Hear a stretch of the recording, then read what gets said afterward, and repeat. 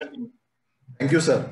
So, I, Akshar Mehta, Secretary of Bharuch Branch, takes today's opportunity to introduce our today's prominent faculty, CA Vijay Narayan Keval Ramani, sir.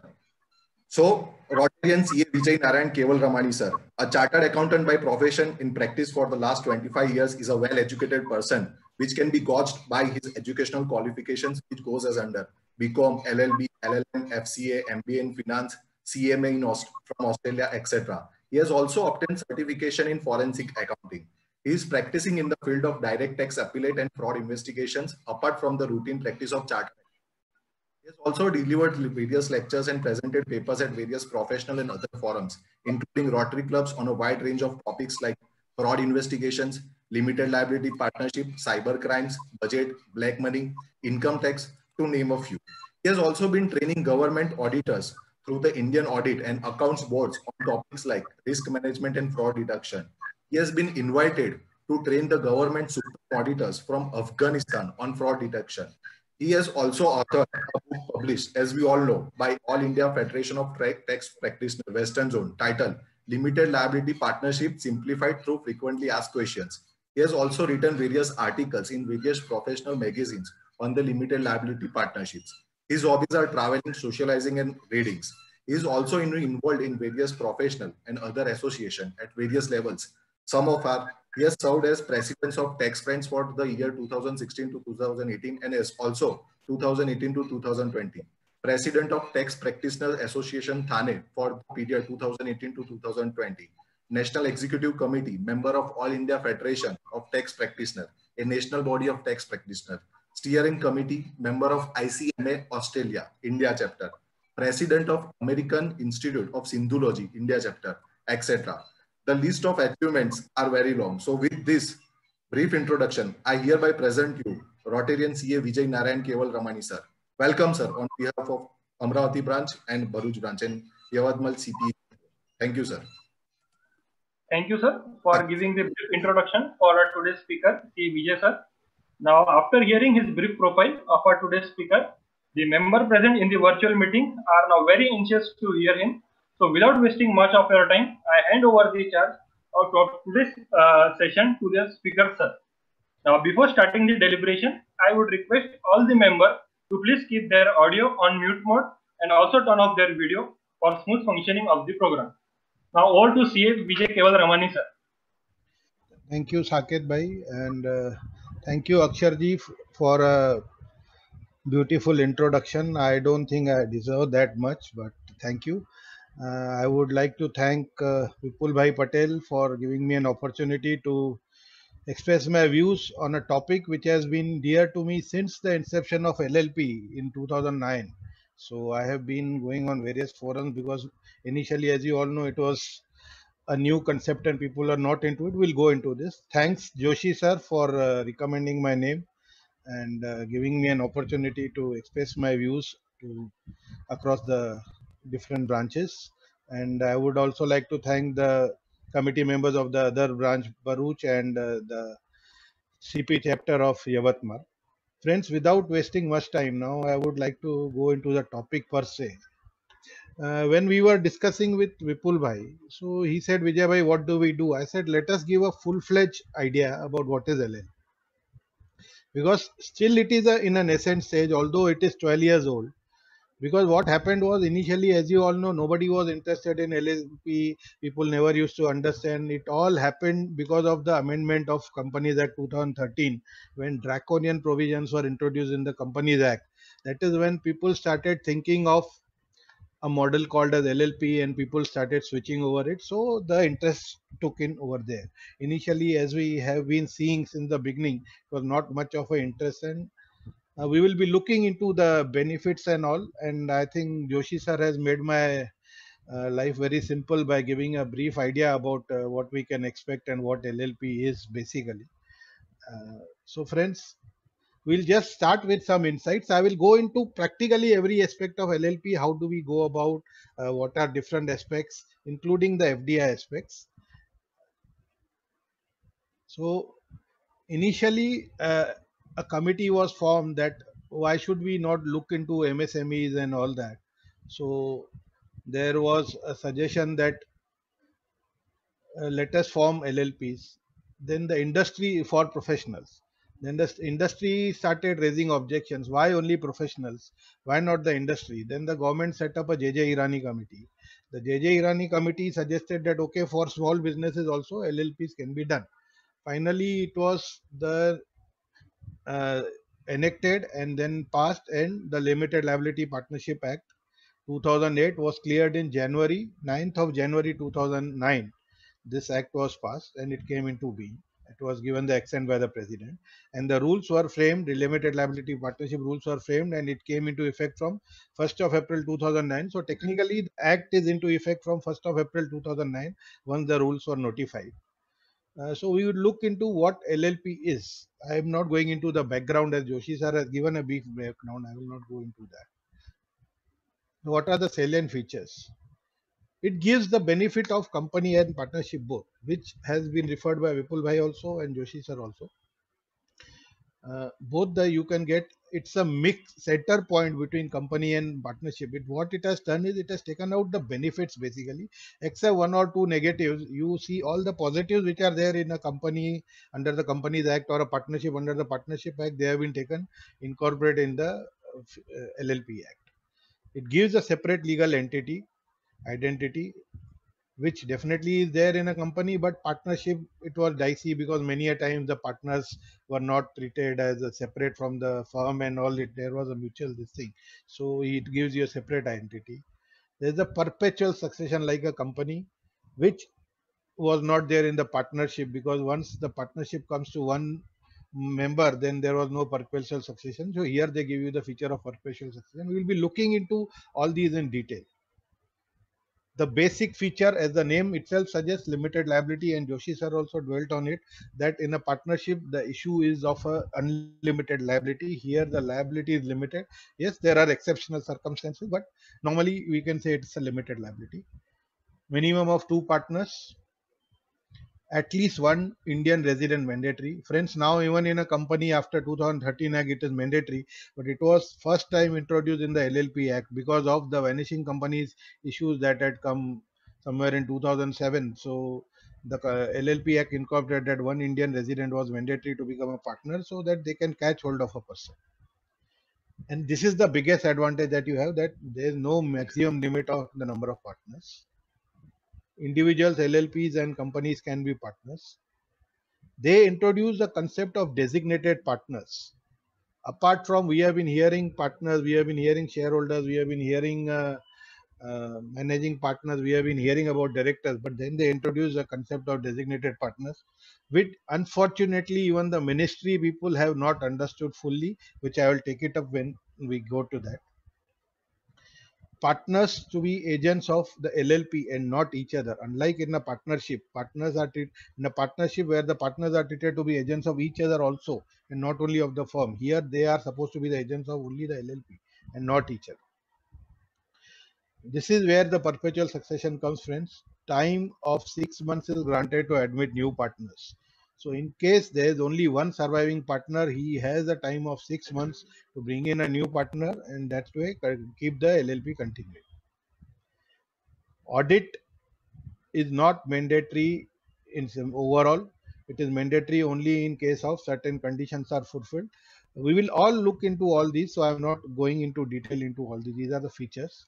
So now we come to the first part itself, starting with it partners, because as it says it's a partnership, so it has to be have partners. Instead of a shareholders, as we have shareholders in a company, here it has partners. So who are the partners? Minimum 2 partners you have to have. At least one Indian resident is mandatory. There is no maximum limit on the number of partners. This is the biggest advantage, that there is no maximum. In a partnership firm, you have a limit of 20 or 10 in case of a banking company. In a private limited company, you have certain restrictions in case of private limited companies. But here there is no restriction on the maximum number of partners. Then we need also to see into who can become a partner. Either an individual or a company, LLP. And a company and LLP, when I am saying, I mean a foreign company as well as a foreign LLP. So it doesn't only restrict to an Indian company or Indian LLP, but a foreign company or a foreign LLP can also be a partner. The only disqualifications are a person who is of unsound mind, a person declared insolvent, and a person who has even applied for insolvency, which was not there in the 56 Companies Act, but yes, now it has been incorporated into the 2013 Companies Act also, that a person who just applied for insolvency, so a person who is going into for this liquidation, they cannot become a partner. Now we will see the basic difference between the partner and the shareholder in a company. We need to understand that also when we are speaking here about a new age model, so we need to understand that. In a company also, you can have minimum 2 shareholders. Here you have 2 partners, but yes, in a listed company, you need to have minimum of 7 shareholders. Public listed company. Public company, sorry, not listed. A public company, you need to have 7 shareholders. Here you need to have only 2 partners to start with. In a private, definitely you have only 2 shareholders. It's okay. At least 1 Indian resident mandatory. Now that distinction has gone with the 2013 Companies Act. Limit on maximum numbers is there. In case of a private limited company, you have a limit of 200. Earlier it was 50 under the old Companies Act. So now the limit is 200. Whereas in LLP, you do not have any limit. Whereas here, who can become partner shareholders? There are certain basic distinctions. Partners, as I told you, individuals or corporates. So the question arises whether a minor can become. Technically, a minor cannot become, because individuals means individuals who are eligible to contract under the 1872 Contract Act. If you are not able to, but whereas in a company, a minor can become a shareholder through the guardian, but that is not the case in case of LLP. Then the question arises whether a HUF can become a partner. HUF cannot become a partner. We had taken that view from day one, and then a clarification was also issued by the MCA that HUF cannot become a partner in an LLP. So it has to be either an individual or a body corporate, that's a LLP, or a company, whether Indian or foreign. Role of partners versus role of shareholder. This is very important to understand, friends. Role of shareholder is only to appoint the directors, see to it that if they are committing any mistake, and approval of post facto approval of auditors and the audit committees. Whereas the partners assume the whole role of management. Here, it's not restricted as if in case of a shareholder, the partners have the whole role of a management until specifically restricted. So all partners by default become managers, means they have the say in the whole of the management. Now we come to the concept of designated partners. Initially, they started with having separate DPINs, also designated partner identification numbers, which was again merged with DIN, and so now the same DIN will approve. So friends, I can assure you that once you hear the role of a designated partner, nobody would like to become a designated partner. You can just ask your client and explain him the role of a designated partner. He will say, I would better become a normal partner rather than being a designated partner. If at all I have to have a LLP. So designated partners, there have to be minimum 2 designated partners. At least one designated partner needs to be an Indian resident. And who can become? Only individuals. Because ultimately a designated partner has to be a person of flesh and blood who can be caught hold of. A company cannot be called hold of only body corporate. So if a partner wants to have a say a designated partner, then the company, the body corporate, can nominate somebody, some individual from their company or the LLP to become a designated partner. That way they can, but they can become through somebody else directly. They cannot become designated partners. So what happens is, in case you have both the body corporates becoming partners, so both of them have to nominate one person each to become a designated partner. They have to officially nominate. Some resolutions are there, formats have been given, so you have to nominate, and that person can become a designated partner. Now we come to this, friends. Designated partners only have duties, no rights. That is what I said. If somebody understands the purpose of designated partner, I'm sorry to say nobody would like to become the designated partner, because they have only been given responsibilities under the whole 63 section LLP Act. LLP Act is not more than 63 section. It's a very small act. Designated partners are required to discharge all the obligations or compliance under the LLP Act. So their role, what is their role? Only to ensure that all the obligations or statutory compliances under the company's LLP Act have been fulfilled. By default, they have no role in the management. By default, they are not entitled to salary like the directors are. They are personally liable for all the penalties levied on LLP for contravention of provisions. LLP will also be liable, but the designated partners will also be personally liable. And my dear friends, you'll be shocked to know that the minimum penalty that is can be levied on a designated partner is 10,000 rupees, and a maximum is 5 lakh rupees for violations under of compliances under the LLP Act. So the only role is ensuring that compliances are there, and if for whatever reason beyond his control, if it is beyond his control, definitely he can fight, but he will be personally liable for penalties from 10,000 to 5 lakh of rupees. Now we see the difference between the designated partners and the directors in the company, the roles played. Designated partners, friends, as I said, they are only duty bound. They have only these two roles, that to ensure that all the compliances are done. Whereas the directors handle the management, they run the show, they run the company, they decide on the actions, they appoint the auditors, they suggest the appointment of the uh, audit committee, they take management decisions, so they can take salary. Whereas the designated partners only have a responsible role. Duties and liabilities I already defined that they have only duties. Designated partners as well as directors, definitely they also have these duties and liabilities, but they enjoy a much better and wider scope in a role. Having gone through the partners and designated partners, yes, one point which I had referred earlier, that designated partners, even the MCA in a communique when they were merging the DIN, DPI and DIN, they in a communique said, because the designated partners are as good as a director of a company, we would like to merge. So technically, if you see, even the bureaucracy has not understood the specific role of the designated partner. They are not as good as the directors. There is a vast difference between the two. Now we come on to the contributions. Contribution, what is a contribution? Initial contribution is similar to share capital in case of a company. Contribution can be in tangible or intangible form. So it can be cash, it can be property, or it can be in the form of services also. Nature and value of contributions to be stated in the account. So you have to state in your balance sheets what is the nature of contribution, value of contribution received. In case of non-cash contributions, they have to be valued by either a practicing chartered accountant or a practicing cost accountant or a practicing valuer from the approved panel.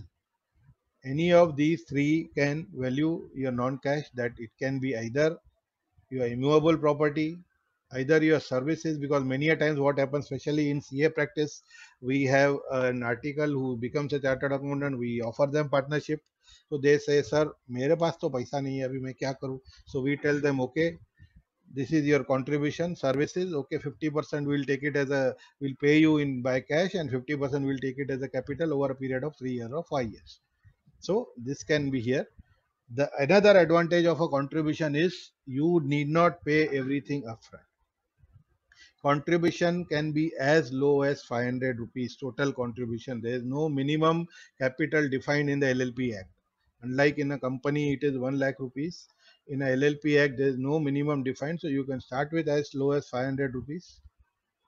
Then you can have an event-based contribution, that okay, supposing you are starting a building project and that's going to cost 10 crore of rupees, and the partners have said that instead of taking a loan, we'll bring in 10 crore rupees.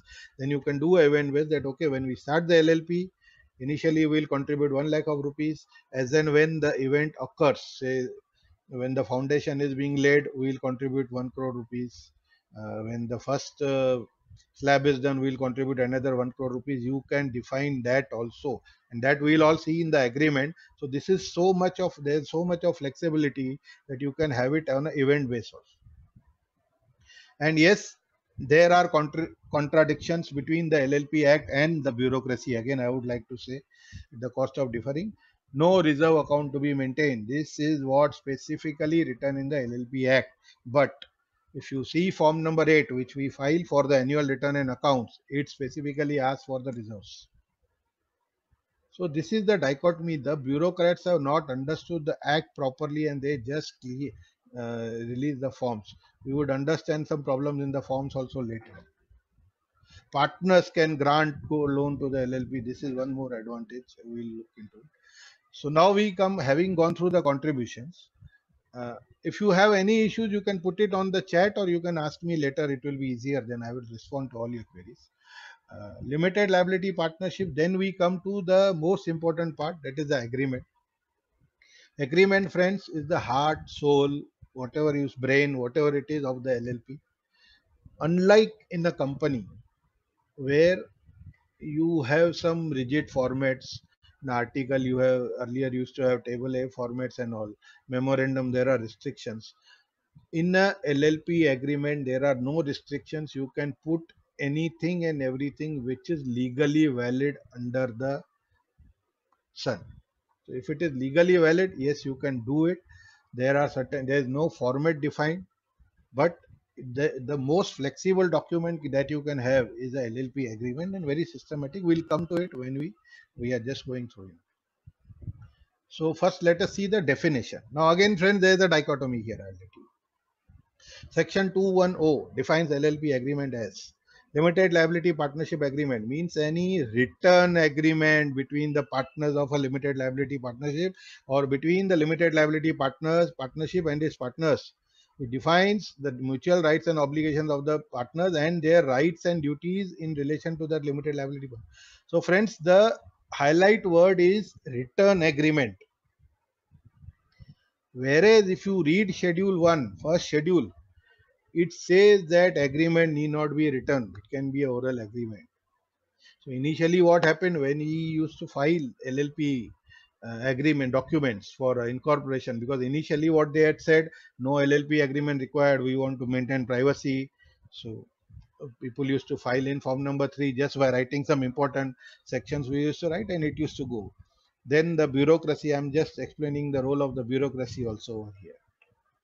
Then backdoor, what they do through notifications. They said form number 3, if you have to file, you have to put in some document, otherwise we will not allow. So as we professionals are extra smart, what we did, we took a single page, LLP agreement of so and so LLP made on so and so, signed, bus, finish, and attach the paper. That's okay, and it used to get incorporated. Nothing else. No name of partners, nothing. Then they said it has to be duly in a proper format. Then they started accepting in format. So people used to write the agreement, no stamping, nothing. Again, it was accepted. Then came another notification, it has to be duly notified, duly stamped, otherwise will not accept. So now ultimately they said it has to be duly stamped and attached, otherwise your LLP agreement is not valid. So this is how changes have happened. But again, as I said, in the LLP Act itself, at two different places, there is a disagreement. The Act definition itself says it has to be a written agreement, whereas your first schedule, which we look into now, it says it need not be a written agreement. So an LLP agreement can be executed either before the incorporation or after the incorporation. Unlike a memorandum in a company that we sign prior to the incorporation and send it to the MCA for approval, unlike a partnership deed which we sign prior and send it to the registrar of firms for registration, here you can first get the LLP incorporated, then get the LLP agreement prepared, executed, and then you can submit. So this flexibility is also given in the LLP Act. In the absence of the agreement, see, this is what is written in the Act. In the absence of the agreement, the provisions of first schedule shall apply. So if you do not have a LLP agreement, then the provisions of first schedule shall apply, which we will look into now. So this is the dichotomy I was referring to. And then they have given a clarification that if the agreement is signed prior to incorporation, it needs to be ratified. So in fact, it is always advisable that the agreement should be signed subsequent to the incorporation. Otherwise, within 30 days, you will have to call a meeting of the partners, get the agreement ratified and submit it along with a resolution of the ratification. So what you can do is prepare a draft agreement at the time of incorporation, keep it ready, go in for incorporation, get the incorporation certificate, immediately stamp it, sign it and attach it and finish it. So you need not go through the whole process of getting it ratified. Now we come to the features of the first schedule. What does the first schedule say? That in case you do not have an agreement, then the features of the first schedule shall apply. But here I would just like to add that in case you even have an agreement and some of the things which are listed in the first schedule you have omitted because there is no specific format of an agreement. So you can write anything, you can skip anything. So supposing you have omitted some items but which are there in the first schedule, then the first schedule will apply in case of those items specifically. So if you have an agreement, first the agreement will prevail. But in case there is no agreement, the first schedule prevails. But in case there is an agreement and some of the clauses which are mentioned in the first schedule, they are not there, then the first schedule clauses will prevail. That you cannot say this is not written in the agreement, but if it is there in the first schedule, it will automatically deem to be a part of the agreement. So what does the first schedule say? All partners entitled to share equally in the capital and profits and losses. So friends, if you need to have separate shares in the capital or profits and losses, you need to ensure that you specifically mention in the agreement that this will be the capital to be brought in this ratio, profits in this ratio, losses in this ratio, whatever it is. If you don't mention, then by default it is equally for everyone. Indemnity clause, by default it goes in case you don't have. All partners entitled to take part in the management. As I said in the beginning, by default all the partners are entitled.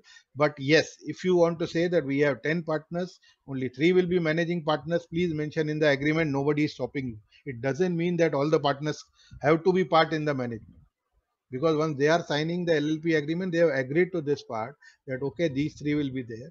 This normally happens, as I said, in case of big projects when you have financing partners coming in. So we have done agreements in such a way that somebody says, okay, I will finance you 10 crores for the building project, but I want to only, I am not concentrated in your day-to-day management. Whatever it is, you please take care, and I don't want to be involved. I don't want to be a designated partner. I don't want to be a managing partner. I just want a control on my assets, because ultimately he's paying for the project. So I should not be defrauded. So we have done agreements in such a case that normally in all the cases, other partners, managing partners, they manage the partners LLP day-to-day activities. But when it comes to that particular asset, like supposing it's for a building, so transfer of the plot, taking a mortgage against the plot, taking a mortgage against the project itself, there that person had a veto. So that person has been specifically given a veto, because ultimately he is investing for that, he needs to safeguard his assets. So an agreement can be prepared that way also, it's not difficult. If you don't have an agreement or your agreement is silent, technically no partner is entitled to remuneration. So if you want to take a remuneration, please mention in your agreement. Friends, what are the clauses that should be there in an agreement? We look after we look into the first schedule. I'll be going into that also, but I'm just telling you that in case you want a remuneration, please mention what is the remuneration. Otherwise no partner will be entitled to remuneration if the agreement is silent. No new partner can be introduced without consent of all partners. So as I said, these are default clauses. If you want to overrule them, you can override them. Just take another charge in the agreement. Put it that okay, this veto partner will have a right to introduce. Without his, we cannot do. 3 partners will have the majority to introduce. That you can write anything and everything, as I said, which is legally valid. All decisions with the majority of partners consent. Minutes to be recorded within 30 days. Now, in a company, you have to have minimum one board meeting in a quarter. Minutes procedures have been defined. Here, nothing is defined. There is not even a meeting defined that you have to have a meeting. But if you have a meeting, then the minutes have to be recorded. And by default, it is 30 days. In case you want to change it, 7 days, 10 days, 2 months, it's up to you. Put it in the agreement. Simple as that. Render true accounts. Non-compete clause by default. In case you want somebody to compete, please mention in the agreement. Partners cannot be expelled by majority unless prior agreed. So again, it just out of 10, 6 cannot say that we want to throw the seventh one out. So practically all the remaining 9 have to say that we want to throw him, then only the 10th one will be out. By default, if you want to change it, please ensure that your agreement speaks about it. Disputes to be referred to the arbitration conciliation, that's okay, normal clause. So having said this, these were the clauses as I said in the first schedule. Please ensure that if you don't want to get into all this, please ensure that you have clauses covering all these points in your agreement. So now what are the basic checkpoints in the agreement you should have? I am not going, friends, into the recitals. Being professionals, we all know agreement between so and so at this. So I am not going into all that. I'm just going to the checkpoints. What should be there? Please ensure that these are there. You will be on a much safer side. Objects. Objects, friends, this is another big dichotomy. Now I'll tell you two things. When we create objects in a company, the memorandum allows you to create objects. Nowadays, they are restricted to one or two objects. They don't allow you more. Earlier, we used to have n number main objects, ancillary objects, and all that. So now they don't allow you. You have to restrict to the two main objects. But here, in an LLP, even a partnership, you can write in an LLP. You have to be very specific to the objects. The objects have to be mentioned in as many as 500 characters only. You cannot exceed 500 characters, and my dear friends, space is also a character.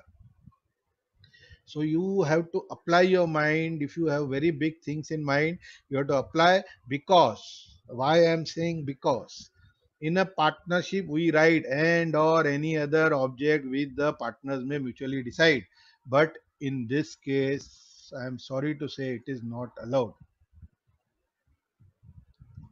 I'm sorry to say it is not allowed, that you cannot say that and or any other. The moment you write it, they will immediately send you objection, please remove it. You cannot say and or any other object as may be mutually decided between the partners. So it has to be very specific. And maximum limit, as I told you, 500 characters, you cannot move ahead. And why I am saying it is important, because these are the very objects you write in the initial incorporation form when you apply for the name approval. That automatically will be taken over in your incorporation form and in your agreement form. So that exactly has to be part of your agreement. In your agreement, I have seen people writing objects as per annexure A, B, C. That is totally wrong, because those are the only objects that are allowed. Whatever you may write, that may not be valid. So please take care. I have seen people coming with agreements and then there can be issues to that. Registered address. You have to mention definitely a registered address. What will be the registered address? Here in a LLP, they allow you to have a corporate address also, or a correspondence address it is called. You have to just fill in form number 12 and 24 and you get it. Form number 12 and you get correspondence address registered. So if you have a registered address, whereas you do not want a registered address, but you also want a communication address separately, like we have a corporate address, so you can put it, just fill in that form, submit it with the proof, and you can have that. And that also you can mention in the agreement. Contribution, as I said, you have to mention what is the total contribution. Here initially also I told you earlier also that the contribution can be in different ways. It need not be, it can be cash, it can be check, it can be partially both ways. There's no fixed route to the contribution. You can have the contribution anyway. And again, as I said, you can have an event based contribution, you can have a tier based contribution, whatever you want, anything and everything, please write here. And there is no restriction. You cannot write this way, you cannot write that way. There is no condition that the contribution has to be brought within 1 month, as in a company. So there are no conditions. LLP Act is very smooth. There are no conditions. But yes, definitely you will have to bring something. That's what I said. Start with 500 and slowly keep on increasing. Then you have to mention the mode of contribution also, whether it is cash, immovable property, services, whatever it is. You have to mention X will bring services, Y will bring cash, everything you need to mention. How will the changes in contribution be taken care? That also please mention. This This, friends, is the one of the biggest advantages again that you have in a LLP vis-a-vis a company. In a company, if you want to increase the equity, you have to follow the procedure. Increase the authorized if it is not so done. Then get approval for increase in authorized. Increase the equity. Nothing simple. Just bring it. Prepare a supplementary agreement. Submit form number 3 supplementary. Finish. Your contribution is increased. If you want to reduce reduction in capital, again you have advantage. Unlike in a company, you have to go for all these approvals, go to NCLT and all that, get the approvals for reduction, give the full scheme, get the approval of creditors. Nothing, my dear friends. Just prepare one supplementary LLP agreement and your contribution is reduced immediately. Just a partner's resolution is enough. Nothing else is required. So this is one more flexibility that you want. Sharing of profit or loss, as I said, please mention profit or loss if you want separately or if you want in a different ratio. Otherwise, even if you don't mention, by default it is equal. But if you want a different ratio, then you can have separate profit, separate loss ratios also. It can be done. So please there. Remuneration, again coming to it, as I said, the first schedule says no remuneration will be given if you don't mention. If you want to mention, 48(2) will allow you, but you have to mention the remuneration and please quantify. You cannot just write as per the income tax act we'll allow within this. No, please quantify. The act has sufficient, income tax has sufficient safeguards that if you charge more, it will not be liable for double taxation, that you can refer to. But please mention, quantify that okay, X will receive this much per month, Y will receive this much, and this you can change every year or you can leave it to the partners mutually also, but then it has to be properly worded. This, friends, is very, very important to define who will be the designated partners, what are their rights. Now I am speaking about rights, because obligations I told you. So if you want to safeguard them, please put in their rights here, that okay, if they are doing in good faith, the LLP should reimburse. If it is because of somebody else's mistake, then he should be reimbursed. He should not face the penalty. He should not face the prosecution, because here there is a problem of prosecution also, which is as high as 7 years to 10 years. So we can give them the rights. Then if you want only the designated partners to function as managing partners, please mention that. Nobody is stopping you. Officially they cannot become managing partners by default, but if you want them to act as directors, please mention in the agreement, otherwise they cannot. Rights and obligations of the partners, again, what are the obligations of the partners? To give true accounts, to ensure confidentiality, not to fraud, not to defraud other partners, to act, if he is acting as an agent of the LLP or the partners, he has to give due disclosures. And then his rights also, that in case he is defrauded or whatever, he suffers a loss, he needs to be reimbursed. So please mention all that in detail. There is no limit to anything. You can have a LLP agreement as high as 5,000 pages. Nobody will stop you. Your admission procedures, retirement, expulsion, death, then on death, whether you want to include the legal heirs, you want to exclude the legal heirs, what will be the position, whether you want to treat it as a loan, whether you want to settle it immediately, what will be the position, expulsion, retirement, admission, goodwill, whatever you want, please mention. This is as good as a partnership that you do. Please mention how many partners can introduce, who can introduce, first right of refusal for admission, whether a third person can come in. You can have everything here, that the first partner, initially partners have a first right of refusal in case of retirement, in case they, so you can mention the whole procedure. You can define your procedures. You need not look into any book. If you are able to define, go to a good lawyer, he will define it. Go to a good consultant, you can define very beautifully. This again gives you another advantage over a partnership. Assignment of financial interest, that is, in a company we keep the shares, mortgage and all for personal issue. Here also the financial interest partners can assign. So procedures you can define, the rules you can define, whether it can be assigned, not assigned, you can define. The act allows assignment, but you can restrict it. But yes, assignment of financial interest, in case there is an assignment, the assignee will write to the LLP that okay, now I have been assigned the financial interest, so henceforth you please transfer the profits to me. So, but friends, that assignee will only be entitled to the financial profits or losses. He will not be entitled to take part in the management. So the original partner will still be eligible to take part in the management. He will only have lost his financial interests, rights. So please take care. Just because I have assigned my share to somebody for some financial mortgage which I have given, so it doesn't mean that he will have a right to interfere in my LLP. I will still have the right to go into the management. Yes, subject to if the agreement says. If the agreement anyhow has excluded me, then it's not a problem. Then you can define how and when the minutes will be done, held, meetings will be held, how the minutes will be recorded. You can define. Now, friends, although as I said, there is no minimum meetings written, but logically, to have any big project coming in, you will have to have meetings.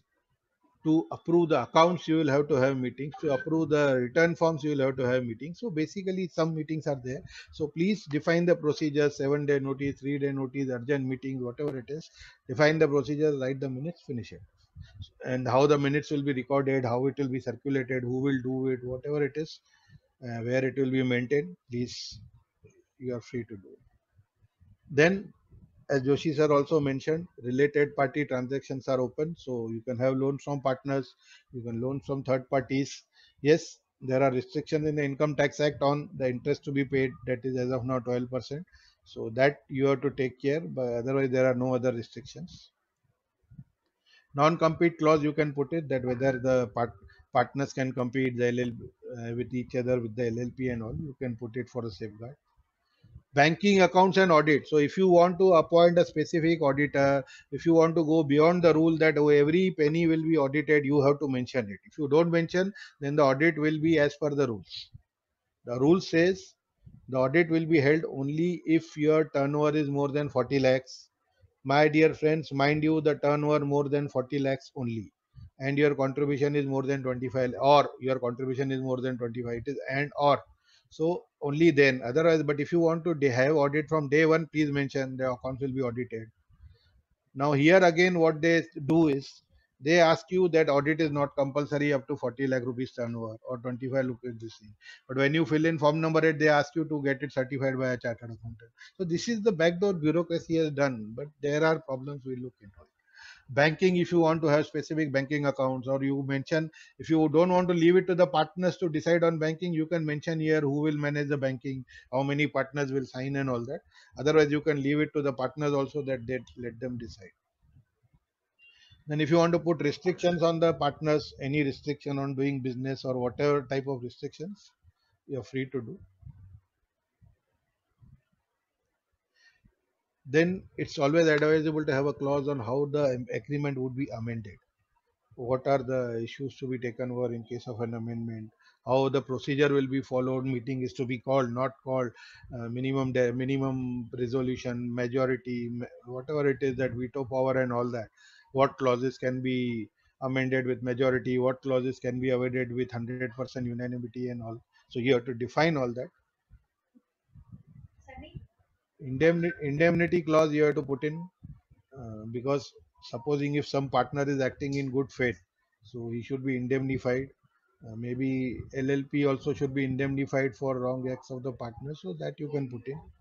Winding up, we'll come back. I am just covering it now. We'll come to it at the end when we take a winding up. Again, here in winding up, there are issues with the government.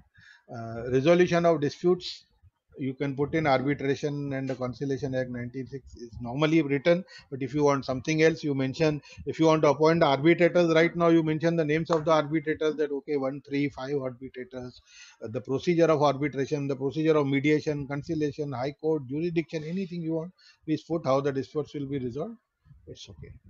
So these were basically these points you should ensure. I'm not saying it has to have, but you should ensure in to have a very good sound agreement, you should ensure these clauses.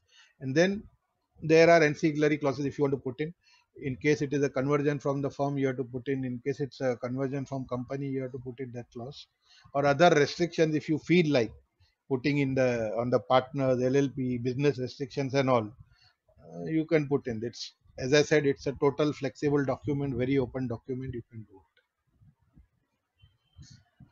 So now coming on stamp duty, on an LLP agreement, because the Stamp Act doesn't define LLP as a separate this thing. So they take it as a partnership. So in Maharashtra, the LLP agreement minimum stamp duty is 500 rupees for first 50,000 rupees and then 500 rupees thereon, subject to a maximum of 15,000 rupees.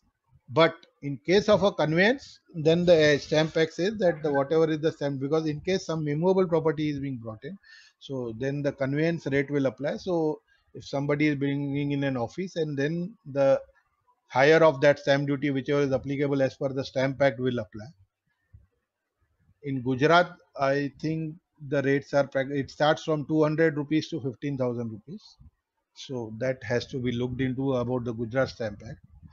And on conversion, friends, they insist technically there should be no this thing.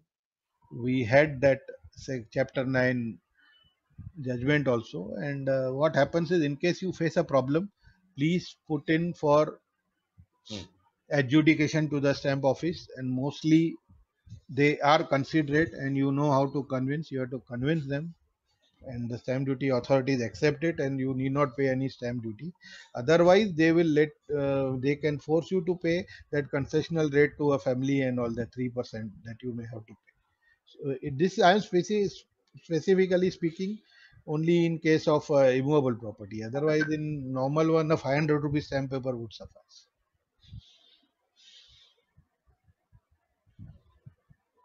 Now we see the difference between a LLP agreement and a memorandum and articles. Contents, we discussed the contents. Here, memorandum objects in the LLP agreement are very limited. Memorandum, you still have a scope of writing 2 objects. Earlier, you had a locked off scope. Articles, they have fixed this thing, that chapter A or whatever you can hear in the agreement, you can mention anything which is legally valid, as we have discussed in the agreement, the contents. The flexibility, company that does give flexibility, but it doesn't give you much of a flexibility. So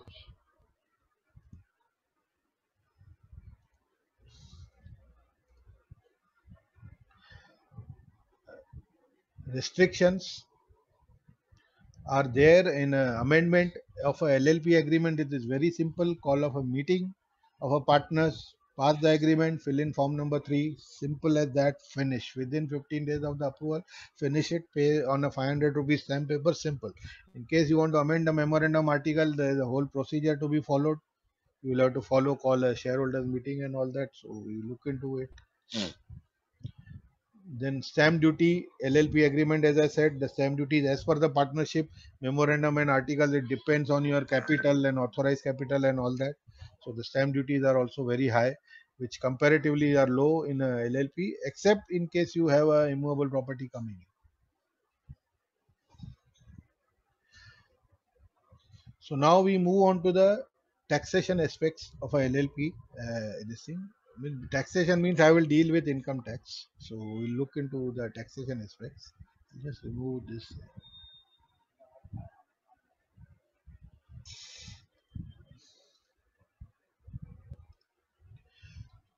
So the LLP has to be taxed as a partnership firm. The Income Tax Act says that LLP, for the purpose of income tax, there is no differentiation. It will be treated as a partnership firm.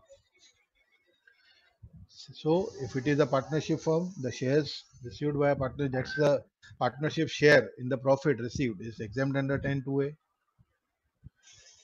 Returns of the LLP have to be signed by a designated partner. Again, see, this is one more responsibility put in on the designated partner. And again, with this responsibility, there's a punishment. So if they don't file the return in time, the designated partners would be personally liable for the prosecution and penalties under the Income Tax Act. So this is one more responsibility on the designated partner. All the partners shall be jointly and severally liable for tax dues. So in case there's a winding up, now see, the wording is very clear. In case there's a winding up, that limited liability as far as the tax dues goes is out. So the liability becomes unlimited.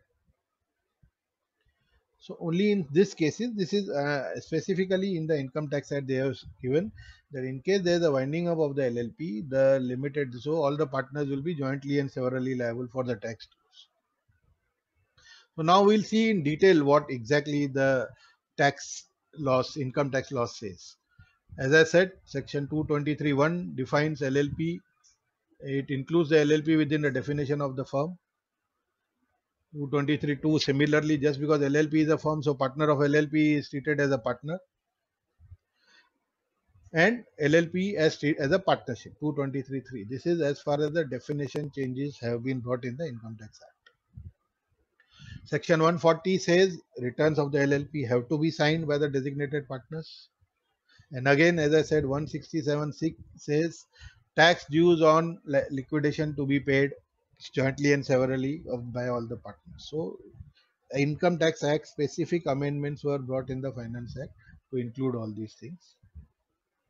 44 AD explanation A specifically excludes LLP from the definition of eligible associates. So although partnership can be eligible for 44 AD presumptive taxation, but LLP cannot go for presumptive taxation.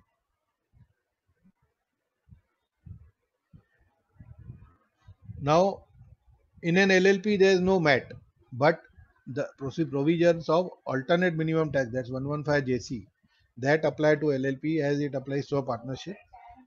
That is, you just have to compare your taxes by adding back the tax exempt income under section 1010A and part C, schedule 6, chapter 6A, this thing, and then you compare. If there's a difference, the higher of that has to be paid.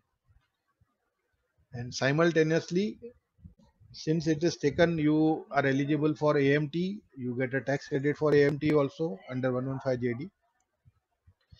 45(3) takes care of the capital asset introduction of a partner as in a partnership. As I said, practically all the effects of a partnership will apply here. 45(4) again, transfer of capital asset on retirement or dissolution will apply to LLP also. 40B, remuneration and interest to partners, the same rules will apply. 40A2, payments to related parties, you have to just report tax audit. If you feel unreasonable, you have to report, otherwise as we do. So that also would apply. Now what happens on the conversion? So if you are converting a firm to LLP, the act doesn't say conversion of a firm to LLP or district to LLP. If you are converting your firm to LLP, now because the firm is as good as a LLP, LLP is as good as a firm, so technically there is no tax on conversion. And if you see by the rules also, that if the act says that if a firm is converted to LLP, then there are certain rules that all the partners should become partners in the LLP. All the partners in the firm should become partners in the LLP. All the assets and liabilities should be transferred to the LLP, and everything should be transferred at book value. There should be no revaluation. If you follow all this, there will be no taxation on conversion of firm to LLP. Now, in case of conversion of company to LLP, the Income Tax Act, see, as I said, on a firm, if all partners continue to be partners, then all rights and obligations are the same. No tax on conversion if the conditions of 47(13)(b) of Income Tax Act are satisfied. Earlier there were 6 conditions. Subsequently they added one more condition, which we will discuss now. Each and every condition we will look into later. 47A(4) has been added to state that in case conditions laid down in section 47(13)(b) are not complied, then the profits or gains arising from transfer of capital shall be deemed to be profits or gains of the successor LLP. So what happens is, LLP, the Income Tax Act says that we will allow you a conversion. But supposing you don't fulfill the conditions of 47(13)(b), then if at all there are immovable assets, see, in case there are no immovable properties, it doesn't make a difference. Normally, whatever is concerned, the book value would be at a loss only, the revaluation value. But if there are immovable assets and there turns out to be a deemed capital gain because of the valuation of the asset as on the date of as in the book value as well as on the fair market value of conversion, that would be charged to taxation. if you do not fulfill 4713B, and it would be charged in the year you do not fulfill. So for 2 years if you have fulfilled, but if you fail to fulfill in the third year, because there are only two conditions important, three conditions which specify 3 years and 5 years. So you have to ensure that all the 7 are fulfilled. If you don't fulfill even one, then you will be liable to pay tax. So what does 4713B say?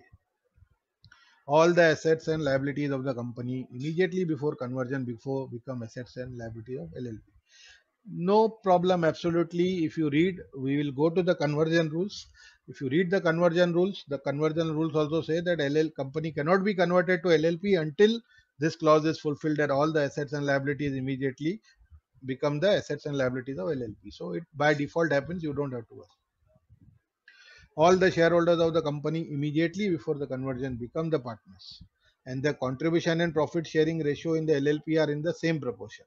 Again, no problem, because if you want to convert a LLP company into LLP, the third and fourth schedule also say that this condition has to be fulfilled. Profit sharing ratio same, capital contribution same, in the same proportion. So no issues on the date of conversion. So this is automatically fulfilled. You need not worry. Shareholders of the company do not receive any consideration or benefit. So what it says is it has to be transferred at book value. You cannot revalue and give something extra to the partners or the shareholders. So this again is fulfilled, because again if you see third schedule and fourth schedule, which we will look into, that everything will be transferred at the book value. So no issues. These three conditions by default are fulfilled. You don't have to worry about that. Now this is the fourth condition. Now here we differ. Agreement aggregate of the profit sharing ratio of the shareholders of the LLP now, shall not be less than 50% at any time during the period of 5 years. So for the next 5 years from the date of conversion, all the shareholders should be having not less than 50%. He doesn't say all the shareholders, basically the shareholders, original shareholders who have become partners, maybe some retire also subsequently, that's not a problem. Then it should not be less than 50%.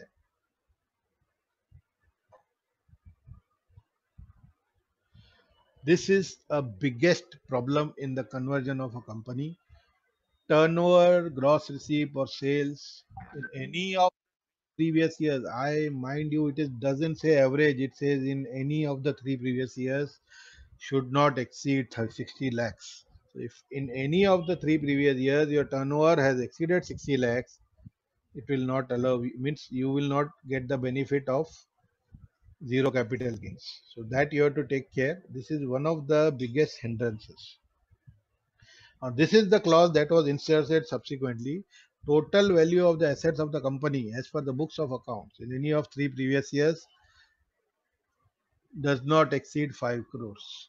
So many a times in case of investment companies, there were not much dividend and all, but the investment value exceeded. So people had converted to LLP. So just to avoid that, they said that okay, if your total assets were not less than 5 crores in any of the 3 previous years, again it is not average. So you will not be able to convert. And then this is a 3-year condition. No amount is paid either directly or indirectly to any partner out of the balance of accumulated profit. So if the reserves you are converting to a current asset and keeping, you cannot withdraw the reserves. The reserves are there in the company, you convert it in the partnership share. That is the equity holding share. You have to keep it as it is in the current assets of the current accounts of the partners. You cannot withdraw it for 3 years. Now friends, there was a case, and that is the only one case that has come from the Kerala tribunal, that see, we consultants are very smart enough. So what they did, they converted, they took loan from the LLP. The partners took loan from the LLP, and what they did, they took loan practically equal to the reserves amount. They took it out, and in the partnership ratio. So the tribunal said that it is a colorable device. It can be very much made out that you have withdrawn the money, and so this clause is applicable, and we deny you, and they lost. So this is only one case that has been reported so far. Now effects of conversion. So once the conversion happens, so what are the effects? LLP. Section 32 says, supposing you convert midway, then the total depreciation charged under income tax prior to the conversion and subsequent to the conversion should not exceed the total depreciation eligible. So you cannot say that I will charge dual depreciation. If you have claimed 50%, 50% earlier, 50% now, accordingly you will have to claim.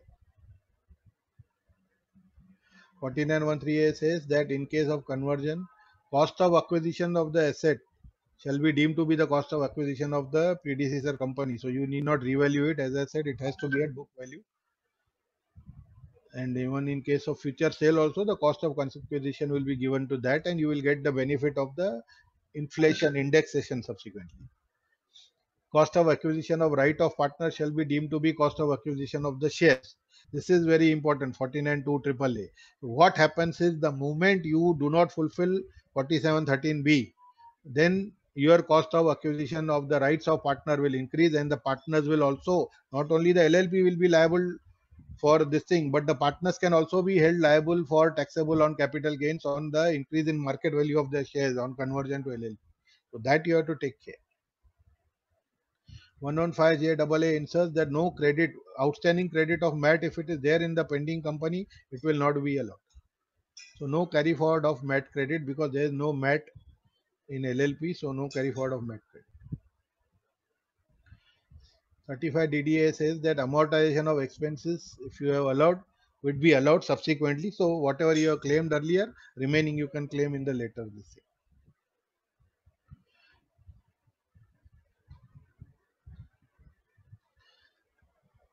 If 35D AD has already been allowed deduction, 43(1) says, then the cost will be nil because you already claimed a deduction. So of that asset, the cost will be nil in your books.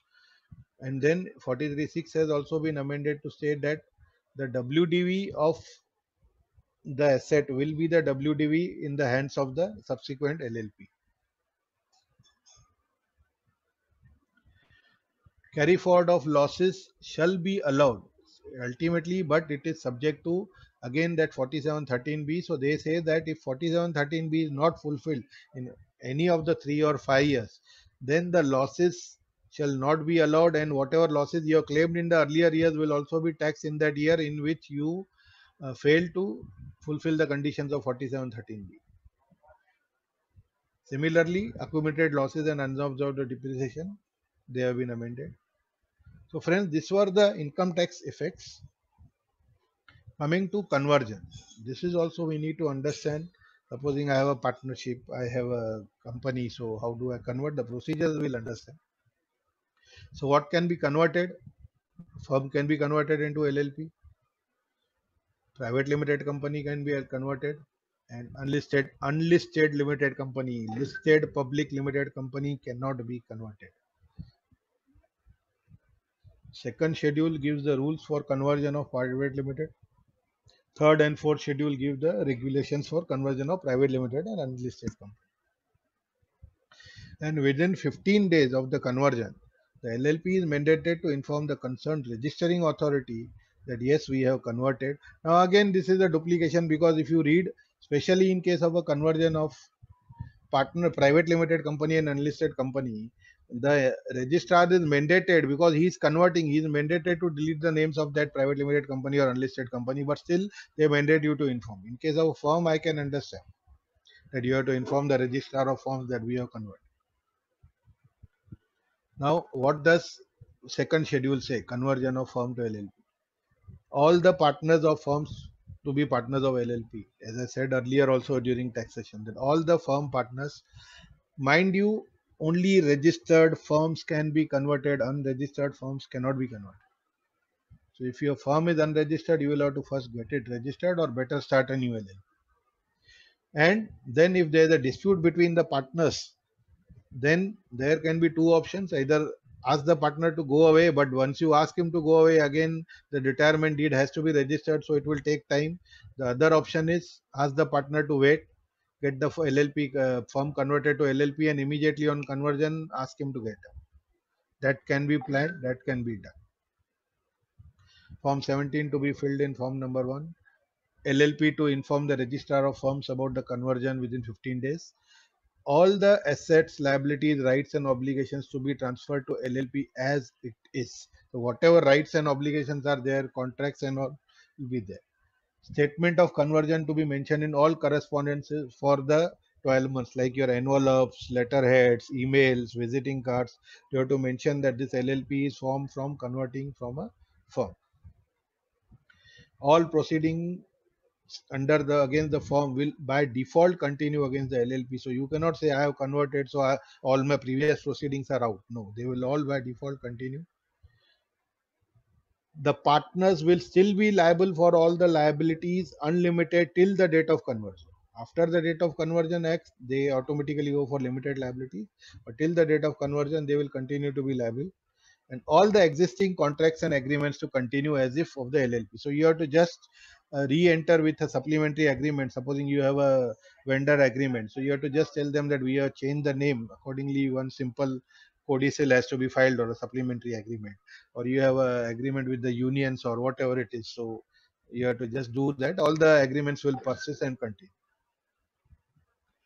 Now I will take both conversion of private limited and unlisted public company together because practically the rules are same. Third and fourth schedule is not a difference at all.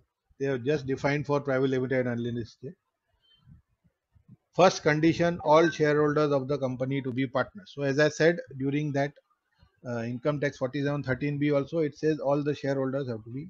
So in case the shareholder is not willing, please retire him, buy his shares, inform to the ROC and immediately get it converted. No security interest in the existing assets should be subsiding. So in case you have a loan or a mortgage, you have to first retire it. So you will have to have an understanding with the bank, retire it, convert it, and then again you can do it. This is what the act says. Definitely some other ways are being used, but technically the act doesn't allow you if you have a security interest. Form 18 is to be filled. LLP to inform ROC about conversion. As I said, it is just duplicacy because ROC is anyhow mandated to delete the name of the converted company. Similarly, the remaining are same. All assets, liabilities, right, obligations to be transferred. Statement of conversion to be mentioned. All agreements and contracts to continue as if of the LLP. All pending proceedings against the company. Sorry, this is a mistake. Company to continue. So this was basically about how do we go about the process of conversion of firm and companies. Yes, earlier the question may arise conversion of reverse conversion of LLP to company. Reverse conversion of LLP to company or firm. Partnership Act has not been amended, so there is no procedure of conversion of LLP to firm. Companies Act 56 never had a provision about conversion of LLP to company, but yes, Companies Act 2013 has a provision. Section 366 is there, but the rules are yet to be notified, so I am not going into the procedures because as of now, no LLP can be converted to a company, although it is there on the statute, but the rules and guidelines are yet to be notified, so we cannot proceed. Now we look into one thing, I don't know how much of interest it will be, but this is also very important to understand the FDI, whether we can have FDI in it. The central government initially allowed by press note number 1. This was when our then president and then finance minister Pranab Mukherjee ji had issued this in May 2011, allowing very restricted access to FDIs. That is FDIs in LLP in allowed in those sectors where 100% FDI is allowed through automatic route. That's all simple. Then subsequently amendments were made, exceptions were brought in.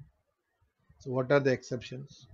Sectors eligible to 100% FDI under automatic rules are allowed but are subject to FDI linked performance related conditions, minimum capitalization forms like NBFC, development of housing and all. So they cannot directly bring in, they will have to fulfill those performance conditions, then only they will be eligible. So this is one of the exception. Sectors eligible to accept less than 100% FDI under automatic route. So as I said, 100% were allowed. I think now there is an amendment that 50% or more they have allowed. So sectors eligible to accept FDI under government approval rule. So you have to obtain the government approval, or you still cannot have FDI in agriculture, plantation or print media. in a LLP. Sectors ineligible to accept FDI, any sector which is prohibited under the FDI policy. Then who are the eligible investors? A person outside India or an entity incorporated outside India shall be an eligible investor for the purpose of FDI.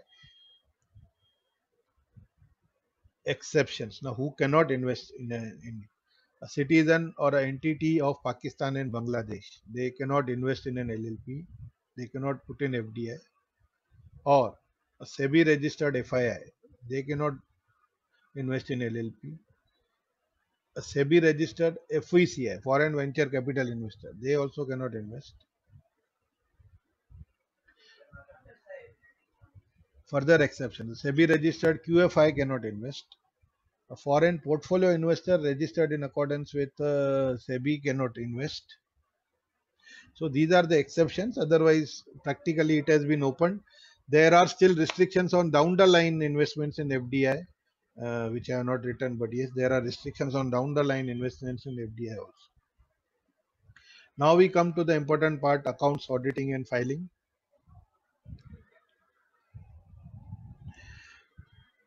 Accounts and audit. Accounts have to be maintained, yes, but no format. Companies Act 1956 had Schedule 6. Here we have Schedule 3. There is no such format to be maintained. Accounts can be maintained in any format. There is no specific format. Statement of accounts and insolvency to be filed annually within 6 months of the end of financial. See, the Act says it has to be filed within 6 months, but technically what is allowed is within 30 days of the end of 6 months of the end of financial. So these dates I will give you. Please remember that will help you. Unlike in a company, you have to file n number of forms for MDT 14, AOR, and whatnot forms for P&L separately, balance sheet separately. Nothing, no XBRL, nothing. Just fill in this form number 8. Statement of accounts and solvency is form number 8. Fill it within 30 days of the end of 6 months. That date is exactly 30th of October. Please remember the date, 30th of October. And if you fail to file, and then again, as Joshi sir said, 100 rupees penalty per day of delay. So if you don't file it by 30th of October, then 100 rupees. Please be ready for that. Simple as that.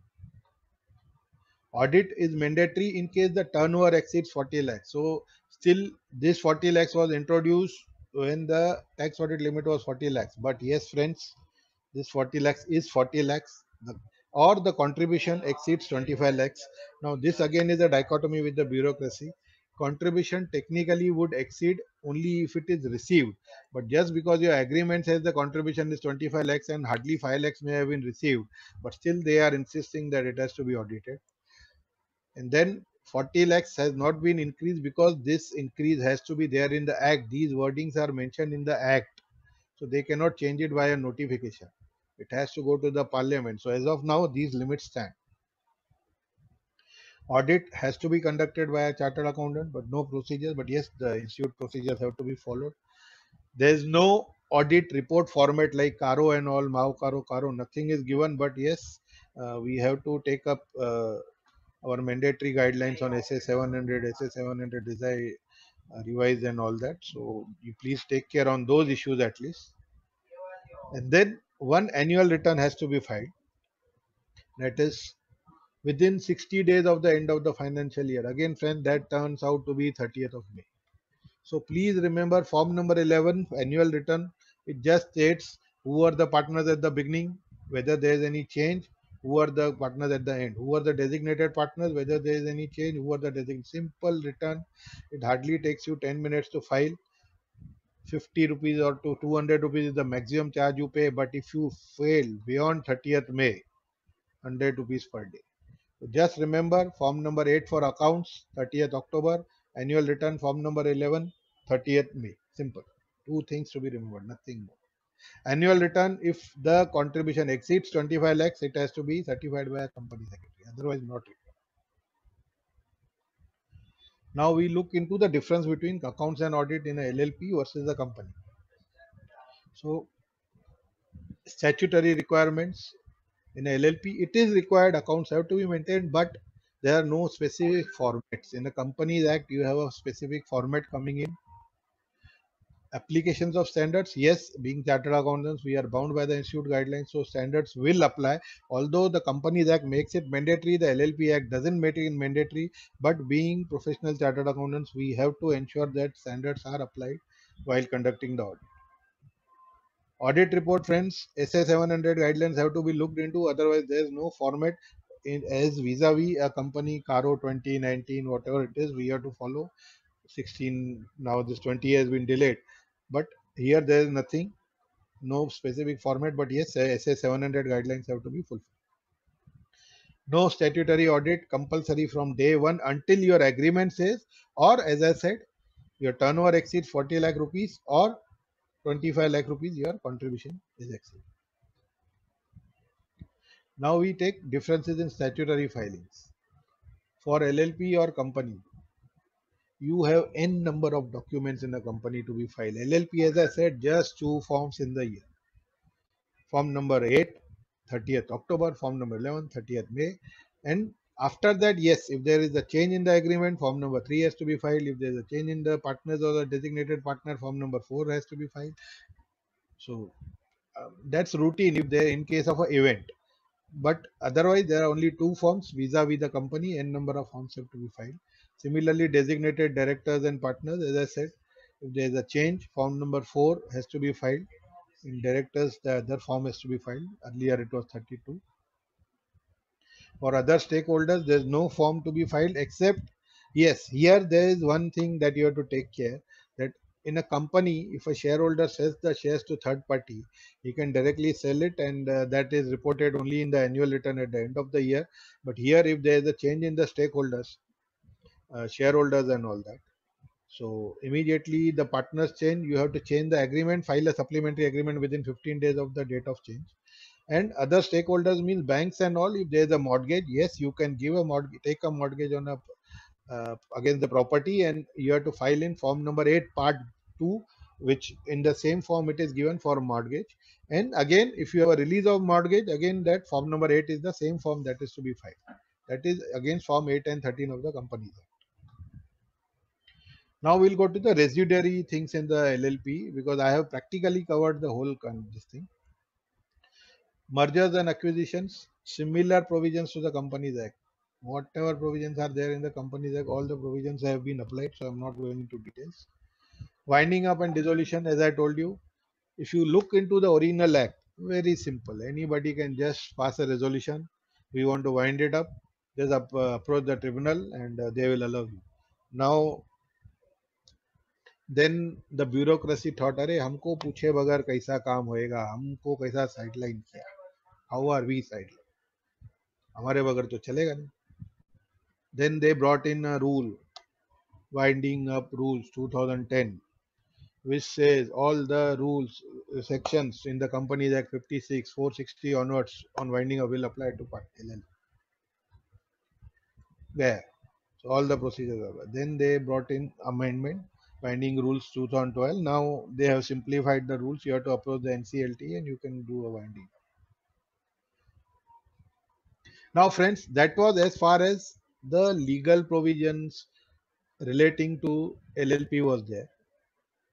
FDI, although is not part of the act, but I gave you because some other legal guidance was there and it may help you. Now I will discuss something which is my experience and the aspects and documentation that you should maintain while maintaining an LLP. This is not there any of the books, nothing, nowhere you will find. This is just I am telling you as a guidance that what documentation and what records you should maintain. So it will help you in your practice. So what document you should have? You can bifurcate the documentation into master data, statutory records, ancillary records, and recurring records. What is master records? Certificate of incorporation, form number 15. LLP agreement, it's your master agreement. Supplementary agreements, whatever they are, just keep it as a master agreement. List of partners and the consent of partners. List of designated partners and their consents. Please keep it in the master records. Resignations of partners. resolution for amending LLP agreement, whatever it is. So please keep it. These will form your master records kept separately in one master record data column. Then you have a statutory records, statutory registration, PAN, TAN, GST, ICPF, whatever it is.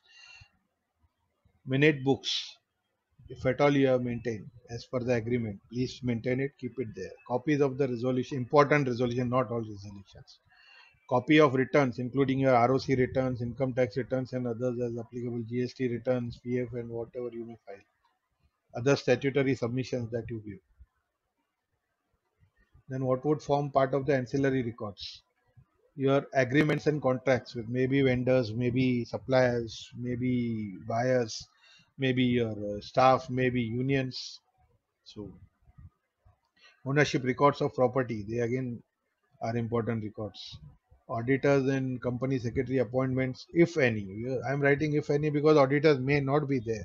Company secretary may not be there. Audited financial account statements. Audit reports from statutory auditors, tax auditors, excise, GST, VAT, whatever you have, please keep them. Ancillary records will again also go to details of your bank accounts and authorized signatories. Policies and operational manuals if you have kept it. And then lastly, coming to the recurring records, books of your accounts, fixed asset register, excise records, labor records. Then as far as meeting goes, just take care that you issue a proper notice as per your agreement. Whatever you have defined, you define the procedure. There is no procedure. Maintain proper minutes. It may help because recently some people came to me for advice. There was a dispute. Fortunately, they had maintained proper minutes, which helped them in the LLP. Maintains attendance records. Attendance means for the meetings of partners. Statutory obligations, what you have. ROC, as I said, basically 2, annual return form 11, statement of solvency form number 8. Other than regular you may have to file, that's a different issue. Income tax, your returns and audit. GST and allied laws, returns and audit. So friends, that's all, and I would like to again thank the associations of both the branches, Amravati and Bharuch, and the CP chapter, and again Joshi sir for giving me an opportunity. That's all from me. I am open for questions. Thank you very much. Over to Vipul bhai.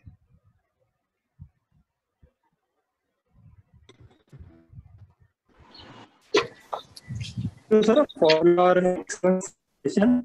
And I hope everyone would have gained knowledge from this webinar. Sir, now this session is open for question and answer query session. So I would request all the members to please post their queries.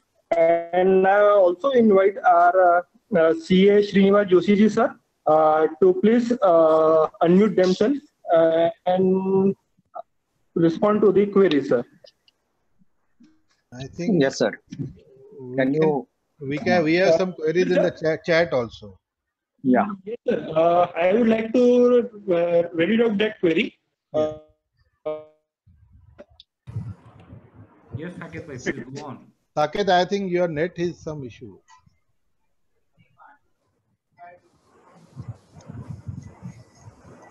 Sir, there is one question from Saurav Kelaji. Yeah. Can we have fixed capital and current capital like partnership? If yes, then whether we have to stamp duty on current capital or not?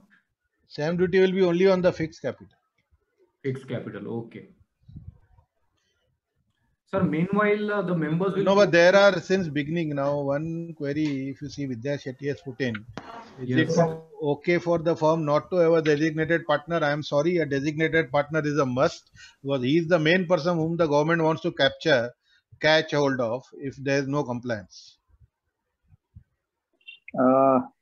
Is there any other query? Can I ask otherwise? Yeah, so I'll just take up these 2-3, sir. You take it up. Take it up. Thereafter, I'll ask. Yeah, then she again asked, what is the incentive to act as a designated partner? Madam, sorry, there is no incentive to act as a designated partner unless your partnership LLP agreement gives you a right to act as a manager only. Then otherwise, no. Then I think Saurabh has sent me a personal query on whether stamp duty has to be paid every time when supplementary deed has to be done. Yes, a minimum 500 rupees stamp duty will have to be paid. Sir, I am through now, Joshi sir. Yeah. Your comments, if any, and then questions. No comments, but I'll ask with people's permission. I'll ask one or two queries which had not been, probably because of you had little less time.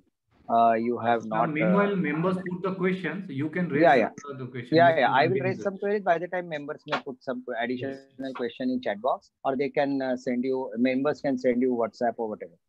Now coming to the Vijay ji, on some of the issues, I just want your opinion. One advantage of company is that my profit and loss account is never revealed to the reader unless it's a listed company, where it is available on SEBI website and all. Otherwise, profit and loss account is separately filed and balance sheets are separately filed. Therefore, only balance sheets are available. What about LLP? LLP, you said that you have to file the accounts and file annual return. Whether profit and loss is separately filed under LLP so that it is not available, or whole accounts are available for inspection? Sir, form number 8 is filed, but that is not available for inspection. Form number 8, as I said, for the accounts, that gives, in one form they just ask the data of balance sheet and this thing, but that's a summary data. They don't ask for details. Like loans and advances, okay, they don't ask for details. That's a summary data they are. That is right, but it is not available for inspection. No. So in fact, it is more safer, right? Yes. Yes. As far as I'm concerned, but even because initially there was issues about the agreement also. As I said, now they are forcing the LLP agreement to be posted, attached. Okay. Earlier they had said that we want to keep it secret.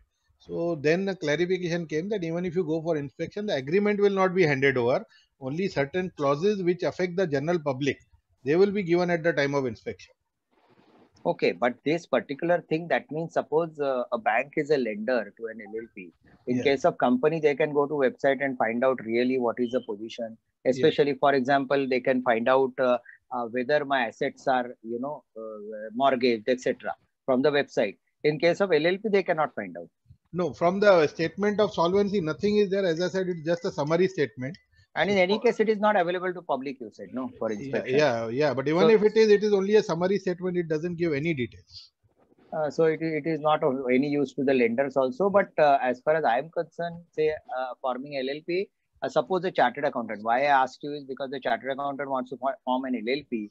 Because many of us are afraid now. We are now having capacity building measures. You are aware, that we are having capacity building measures where the institute is saying you form larger and larger partnership.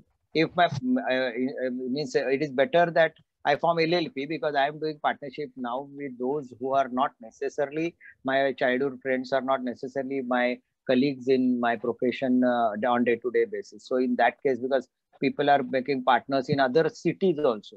So I will have partner in Amravati and in Akola and so this is the problem.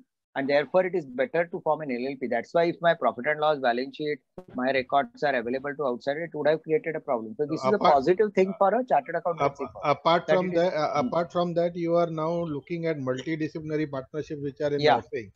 So this is where LLP would be of great help to us in multidisciplinary whenever it comes to the fructification. It's just a matter of time now, I think. But the thing is that, sir, in case of multidisciplinary, institute is not having problem with other two, say CS or ICWA. The problem is with engineers are not accepting, valuers are not accepting, the actuaries are not accepting, the bar councils are not accepting, the architects are not accepting. Unless all the organizations controlling these professions accept the multidisciplinary, it's going to be difficult to form. It's not that CA Institute is not ready. In fact, CA Institute is the first to say, yes, such partnerships are allowed to CS. But the problem is that, and we have given also what is to be done, what can be done, what cannot be done, etc. in that. So there is no problem in that. But here the problem is with others, not with us, to be very frank. So anyway, this was one of the questions. The other question from CA Satish Joshi, sir. If there is any prescribed format for presenting the financial statements of LLP? No, I said there's no format. You can prepare any format. Okay, presentation. It is like partnership firm, right?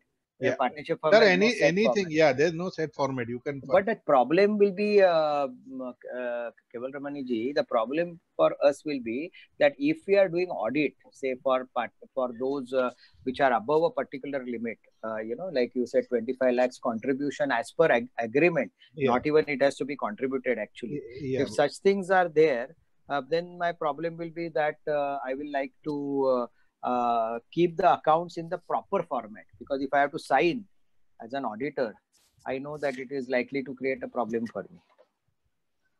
Sir, you can insist with the client. No? There's no bar on that. So I can tell the client that that I need it in a particular format. Yes. Okay. That is the one, because so that it will help me in actually signing it, because it will go true and give true and fair view. Finally, I have to give a true and fair view when I sign or audit. Right. So for that, I might insist that on a format. I'm asking you one more question on about the inspection. The Act says that inspection can be done of that LLP by the registrar, etc. I'm asking you a question as to whether inspection can be outsourced by them, and if they can be, whether there is a panel maintained by LLP registrar for appointing chartered accountants or any other professionals as investigators on behalf of the government. As of now, they have not given any details, but nowadays they have SFIOs has been given ample powers. So under the SFIO Act they can, but normally they have nothing. I mean, normal inspection, like the Company normally Act no, also there are normal inspection. They can appoint investigators, but who will be the investigator, that has not been defined. That has not been defined, but that means they have not kept panel also. Yeah, Why they have not kept, but they have not even defined it, so it can be both. So we can probably go. As a chairman of PD committee, I was thinking that I can write to the registrar saying you can maintain panel for inspection. There will be better inspection by chartered accountants if they do it, something like that. Yes. We can at least put it through to the government, that we can be better inspectors. You appoint us, and normal course. I am not saying only investigative inspections. Even large LLPs, whether they are working well, government should know. So I think we can go there. We can, as a PD committee, probably we can go for that kind of representation, which from your lecture is an additional advantage to the profession as such, if we can make it.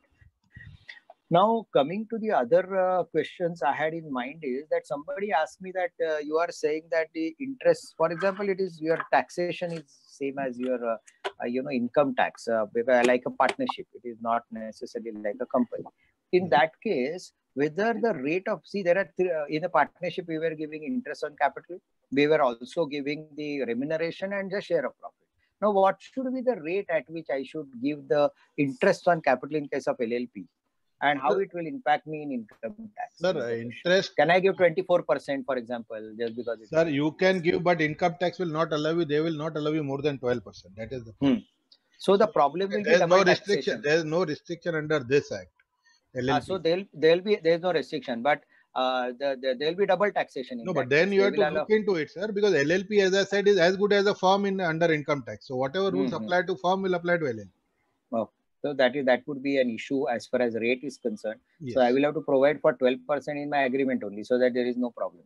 There is no issue later on, where somebody asking much higher rate, etc.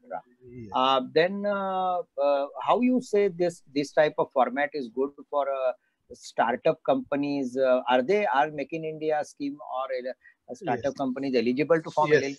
Yes, government has specifically included LLPs for the startups and Make in India, and they are giving concessions also. Tax benefits are also being given.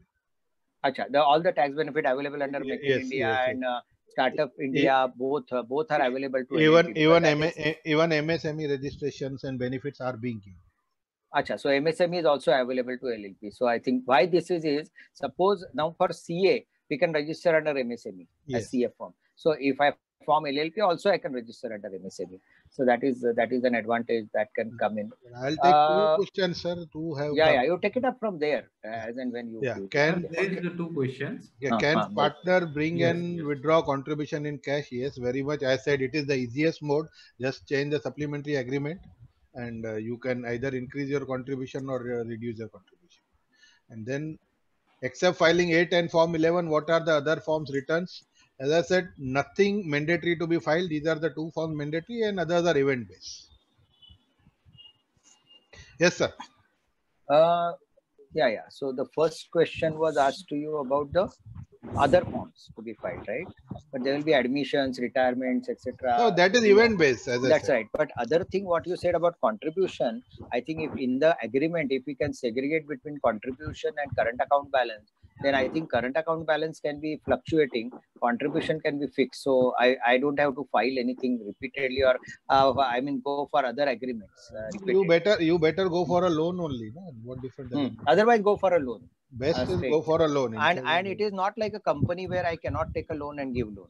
Yes. I can take a loan and give loan to LLP. Yes, so your That agreement has company to specify that. Simple as that. Okay, that I can take a loan for, because many of the partners take loan on their FDs and give it to companies. So such a thing is possible in LLP also. Yes. Like I can take a loan and give loan. In company format, it is not possible. No. Because to give any loan, I have to declare that I have not taken loan. So that advantage is there in LLP probably for this. How you better is LLP for attracting foreign capital? What you say? Sir, I gave you the examples, except basically agriculture, plantation and print media को छोड़ के सब में allow. अच्छा, so and who can invest from foreign country in the anybody in the LLP, except those exceptions I have given. I have very clearly given. Citizens of Pakistan, Bangladesh, QFIs, FIIs, portfolio investors, they accept them. All these 4-5 exceptions that I have given, anybody other than that can invest. That was the reason I included FDI, because normally we don't take up this FDI issue. Correct. But I specifically took up that. So that means a foreign company can invest in LLP. Yes. A foreign LLP can invest in my LLP in India. Yes. So that we can tell our clients that it is possible that such kind of benefits you can take. And if your suppose relative is in foreign country, his company can invest here in our LLP, etc. If it is possible to be done. But the only precaution is to be taken that what we do, sir, is we act smart कि चलो basic LLP में नहीं है, but in down the line investment we will be allowed. So you cannot allow in the down. If you are not allowed in the basic, you cannot invest in down the line investment. So suppose agriculture is not allowed, means I cannot go through LLP route to get that investment and go for agriculture. Yes. As a downstream activity. Yes. That is what you mean. I mean, what is not allowed should not be allowed indirectly also. Yes. What is your experience on actually assigning the rights in LLP? Because you said that rights means my share. What is really assignment, and what is assigned and what is not assigned? Assignment is just sort of a mortgage of share. Like you have hold shares in a company. You say that my shares are valued at this. I want to take a loan. I am assigning my shares to you. So you mortgage your loan shares to them. So instead of mortgage, they have issued the word assignment. You assign the shares that, okay, I am entitled to a 25% share. And this is my investment in this thing, LLP. So you cannot withdraw your either profits that are remaining or future profits or your investment, because you have taken a loan against your share. And that person will write to the LLP and block it. Yeah, right. But here in case of share, they could have sold my share and got the money. How they will sell my assignment? The banks. So that is an internal agreement. If that is there, they can. But then again, the rule will come to first right of refusal and all that will have to be looked into. So agreement has to provide if such a share is assigned, how it should be dealt. Yes, that's what I said. Everything agreement is flexible. You better think about all these probabilities and mention. If you say that no assignment is to be done, no assignment is to be done. But if you are allowing assignment, then other aspects should be considered. Yeah, everything should be detailed provided. There is no limit. And what happens if the partner dies? You have explained that. I couldn't get that in between my. When the partner dies in an LLP, what should be done? Whether his son should be made partner. That again is up to the partners. You can mention in the agreement whether you want to allow the legal heirs, you don't want to allow the legal heirs. Everything should be clearly mentioned at the inception itself. So then it is not necessary that we add a legal heir, right? Yes. And how it is to be valued, etc., can be given. Yes. I agree. Where your share, etc., because goodwill will be an issue. Even I said how the goodwill will be valued, whether it will be given at one stroke, whether it will be treated as a loan, it will be given in deferred. So everything can be. So if we come loan, what is the rate of interest I'll pay, etc. We'll have to everything has to be defined in that. So I think the critical part of LLP is making an agreement, appropriate agreement, and that is where the professional probably should come in. and guide the client as to what are the issues that can come, and these agreements are properly drafted so that less disputes arise at a later date. So I think that is one of the opportunity to us. That is what comes to me. Basically, people, chartered accountants, they prepare and agreements come to me for vetting. Correct. We should go with these agreements. Whether what is your experience and how you can modify the agreements. Yes. That. So they only come for specifically for vetting. The rest of the job is done by other professionals. Correct. That is easy for them. Right. Thanks a lot. Thank you, Vijay Keval Ramani ji, for sparing your time. And now I hand over back to Vipul sir. Okay, sir. Now the queries are over. Now we are moving ahead. So now I would like to invite CA Harshit Shah sir, the chairman of Bharuch branch, to please give his closing remarks on our today's webinar session. Now over to CA Harshit Shah sir. Yes, Saket bhai. Am I audible? Yeah, yes, sir. You are audible. You may please continue. Yes, sir. Thank you, CA Vijay Keval Ramani sir, for enlightening us on technical and non-technical aspects of LLP. Yes, it is still a new practicing area for many of us, and it needed very due care and professional skepticism. Your documentation notes really help us in our practice in this particular area. And we are also very thankful to CA Srinivas Joshi sir to ask the relevant questions, and also there are one or two questions in my mind. So he asked them, and yes, we get the required resolution for that questions. So I'm very thankful to both the speaker, and we are very Bharuch branch is very thankful to Amaravati branch and Yavatmal CP chapter to give us the opportunity to join hands with you for this virtual CP meeting in future also. We look forward for the same opportunity for your side. Thank you. Over to you, Saket bhai. Thank you, sir. For just one comment. Okay, sir. Yes. This is what is unfortunate, that you say that it is still a new area after 11 years. Sir, new area for new chartered accountants like me. Agreed. For new chartered accountant, you have to think properly and say new area. Yes. Sir, what I said, because ये तो 2013 act आया तो 15 के बाद लोगों का interest आया. Otherwise, people were never अरे LLP क्या करना है कंपनी के लिए. This is what used to happen. नहीं, ड्राफ्टिंग पे भी सर अच्छा आपने जोर डाला. वो भी कहीं हम न्यू चार्टर्ड अकाउंटेंट सिलेक्ट कर रहे हैं. तो ड्राफ्टिंग में भी हमको काफी ध्यान रखना चाहिए. ध्यान देना पड़ता है सर इसमें. मैंने कई बार देखा है लोग पार्टनरशिप डीड उठा के डाल देते, हो गया LLP. बाद में प्रॉब्लम्स होते हैं. Yes. Okay, sir. Thank you, Harshit Shah sir, for your remarks. Now I would request CA Girish Bakhtiar sir, the chairman of Yavatmal CP chapter, to please give his vote of thanks. A warm and graceful evening to our most honorable chief guest and central council member, Sri Srinivas Joshi sir. Honorable Speaker, CA Vijay Keval Ramani sir.